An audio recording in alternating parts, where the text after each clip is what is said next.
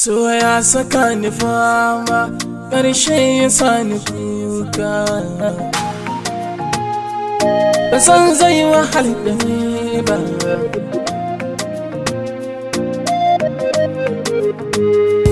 Kar da na bar ku addu'an kai na kira Maryama gimbiya. Kun san na gaya muku tai magana ta wasafi kawai tsaya. Na ce da ita Maryama ta ce yaya na gimbiya. Ta tashi hankali na irin tarbiyya ta masoyiya. Na ce da ita zan zo gare ta da safe izini na tambaya.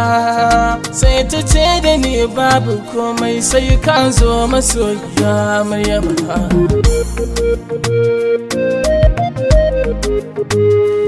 Da safiya na yau sammako da shiri na gunta zanaje. Zan je gidansu sai ta ce min a gidan da za ka je. Wato an ba lafiya kuma can aka ce kawai ta je. Domin kula da 'ya'yanta su ma na samu suna waje. Maryama samun irin ta ko a gida ko kuma a waje. Sai in mutum yana da a'i don ku tana da nutsuwa Maryama.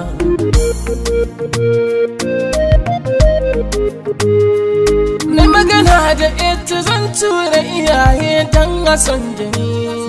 Sai ita ce tana maraba da hakan kuma za ta je da ni. Amma fa ta bani wani tarihi zan ba ta magani. Haka nan yi alƙawari in Maryama za ta je ta san da ni. To a taƙaita an bani Maryama cuta ta da magani. Sai aka ɗau shiri na auren ba a sannu ne da Maryama.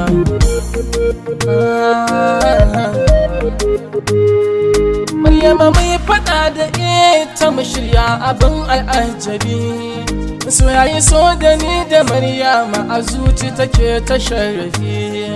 Maryama na da kyau musamman ma in ta sanya kallabi. Maryama in tana fushi ma ta kyau tsarin ta zanabi.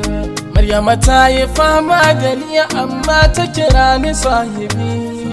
Burin ta zana so cikawa ta yarda da ni masoyiya Maryama.